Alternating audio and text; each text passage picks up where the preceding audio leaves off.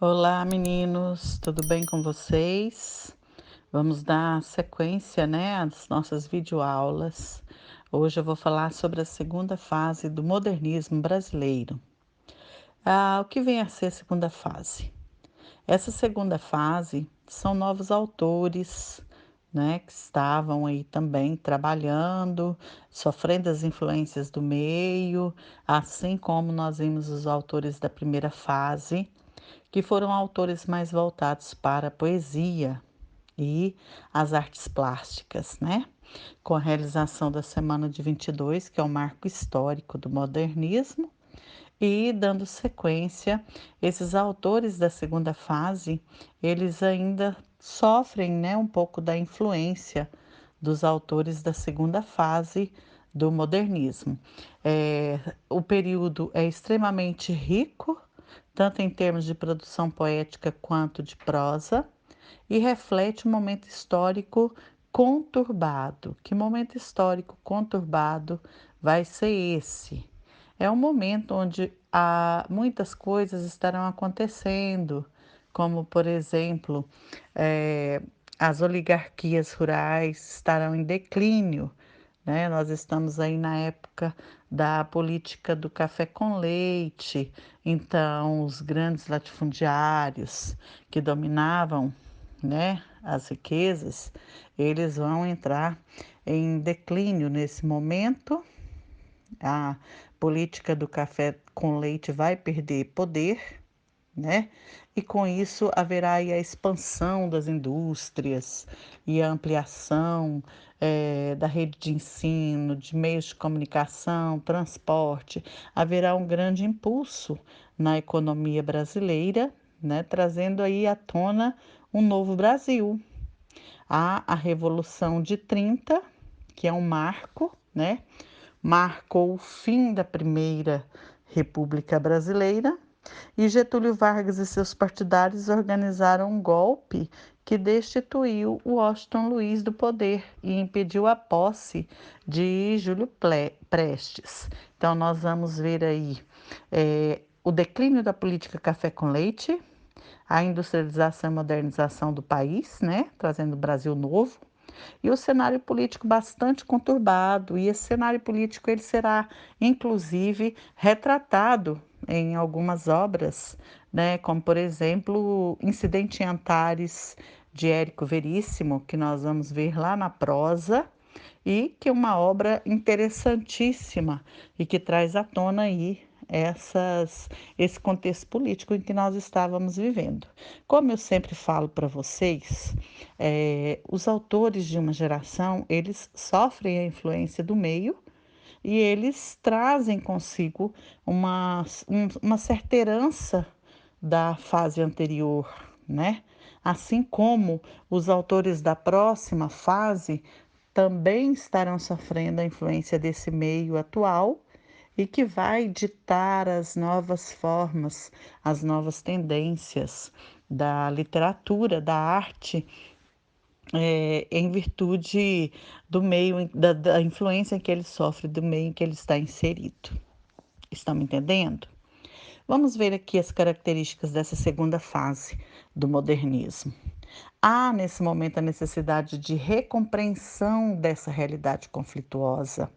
A segunda fase admite uma nova postura.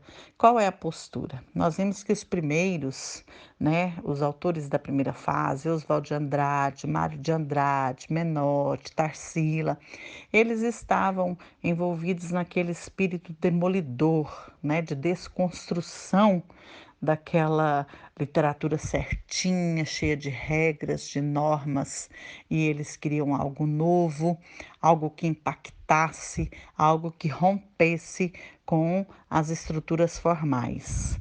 Então, eles vieram aí com essa nova forma poética, né, abolindo a gramática normativa, sem regras, sem normas. Porém, essa geração nova, que é a geração chamada geração de 30, que é o período que vai de 1930 a 1945, essa geração, eles vão se preocupar mais em registrar os problemas da realidade brasileira, mais do que experimentar novas formas de linguagem, que foi, a princípio, a preocupação da primeira fase. A diversidade de autores, a diversidade de tendências e de ideologias, tanto política quanto estéticas, na chamada geração de 30. Então, há essa diversidade. E isto vai ficar bem claro, principalmente na poesia. O forte desse período será a prosa, mas a poesia vai estar aí. Porém, a prosa ela vai ser fiel às características do momento, do movimento, trazer à tona os problemas sociais, relatar a realidade. Já os poetas, eles vão trabalhar, né, algumas obras dentro dessa nova vertente, porém eles ainda vão estar com o pezinho na geração anterior. Então nós vamos ver aí Carlos Drummond de Andrade, Murilo Mendes, Vinícius de Moraes, Cecília Meirelles, Jorge de Lima. E esses autores, esses poetas, eles iniciam em 1930 com obras características da poesia de 22, entendeu? Que trazem ainda características do movimento anterior. Porém, eles recorrem em algumas obras às formas tradicionais da poesia, aquelas que eram que foram abolidas, que eram abomináveis pelos primeiros modernistas, tudo que eles queriam romper. Porém, Carlos Drummond, Murilo Mendes, Vinícius de Moraes, Jorge de Lima, Cecília Meirelles ainda se deixaram envolver por esses movimentos anteriores, em algumas obras, é claro. Então, Carlos Drummond, ele vai iniciar aí com alguma poesia, que já é algo dentro da segunda fase modernista, né, em 1930, mas já tem a obra, claro, Enigma, que ele vai fazer versos rimados e metrificados, como era pregado nos movimentos anteriores. Murilo Mendes, que em História do Brasil faz uma paródia da colonização e do descobrimento do Brasil, e também com alguns textos nacionalistas, tal qual Oswald de Andrade, vai passar a fazer uma poesia mística neossimbolista e depois surrealista. Tudo, tudo o que a primeira geração modernista abominava. Vinícius de Moraes, ele é um poeta, né, que acho que quase todo mundo conhece, tem versos lindos, sentimentais, passa por uma poesia baseada no cotidiano das classes populares cariocas, porque ele era um burguês carioca, e escreve dezenas de sonetos à moda clássica, que se tornam seus mais famosos poemas, mas também com pezinho lá na poesia clássica. Jorge de Lima.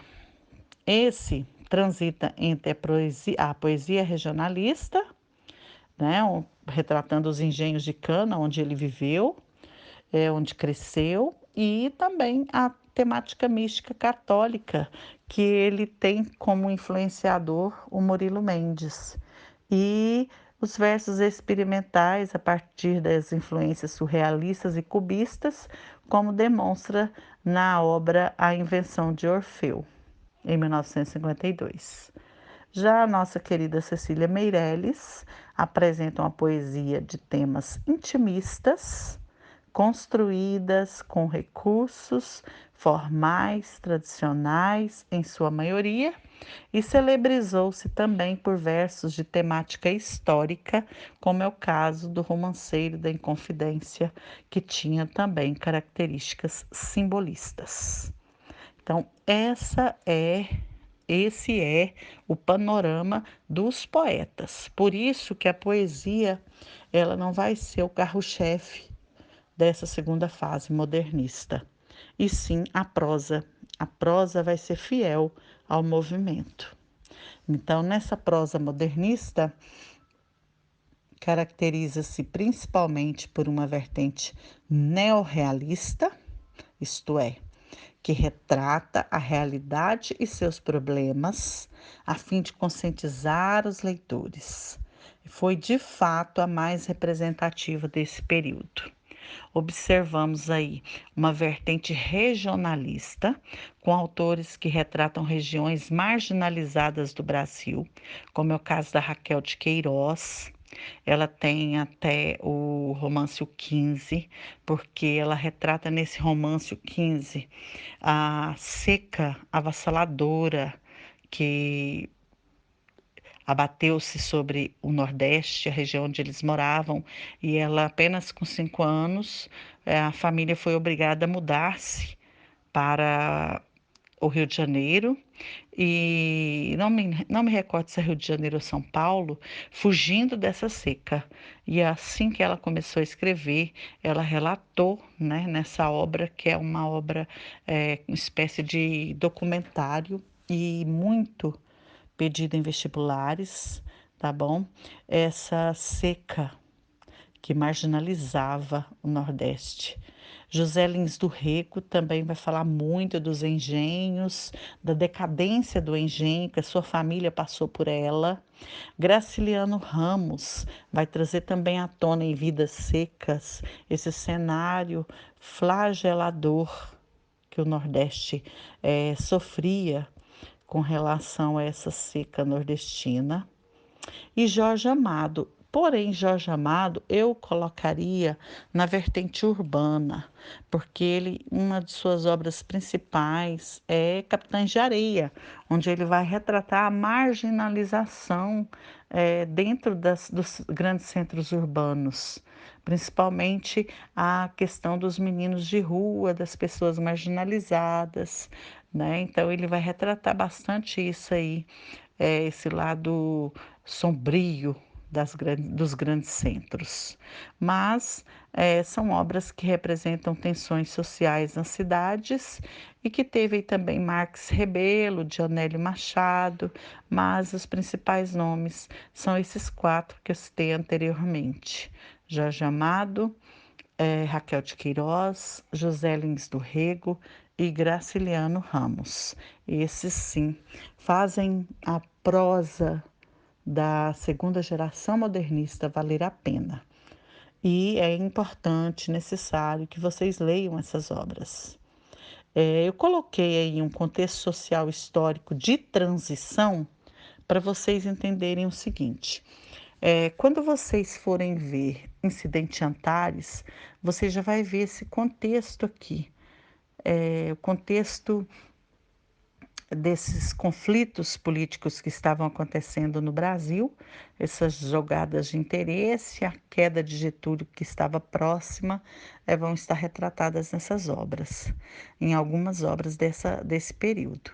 E isso, como esses autores que nós vimos na poesia e na prosa sofreram a influência ainda da primeira geração e do contexto histórico, né, que era um contexto conturbado, nós estamos ainda agora indo para continuando dentro desse contexto histórico, porque como eu sempre falo para vocês, o autor, ele é um ser vivente e sociável como nós. Tudo que acontece na nossa sociedade reflete em nossas vidas, então eles também sofriam esses reflexos. Então, sob o ponto de vista histórico, não houveram grandes mudanças no Brasil da primeira geração para a segunda geração, né? Eles foram assim, é, dentro do possível, eles comungaram muito das mesmas ideias e inserindo um contexto realista dentro de suas obras na prosa. Mas o que vai acontecer? A Segunda Guerra Mundial, que pega de 39 a 45, as consequências já tinham sido abordadas por Carlos Drummond de Andrade em alguns dos seus livros de poema, né? Na parte que ele trabalha a poesia moderna da segunda geração, imediatamente posteriores aos conflitos mundiais. A queda de Getúlio Vargas em 45 e o consequente fim do Estado Novo também vão influenciar bastante a nova geração que está vindo aí para a terceira fase do modernismo. a promulgação também de uma nova Constituição. Então, é um cenário mais aprofundado ainda na questão política e social.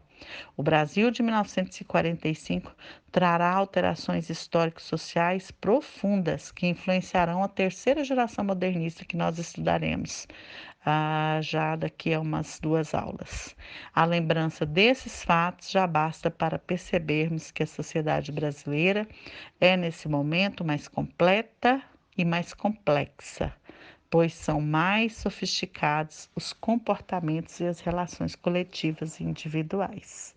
Então, aquilo que começou lá com a Semana de Arte Moderna, lá no modernismo da primeira fase, só vem, foi a pontinha do iceberg, só vem aumentando com a segunda geração e já indo para a terceira geração, ok? Espero que vocês tenham entendido e gostado, dessa aula. Qualquer dúvida, me procure. Um abraço a todos.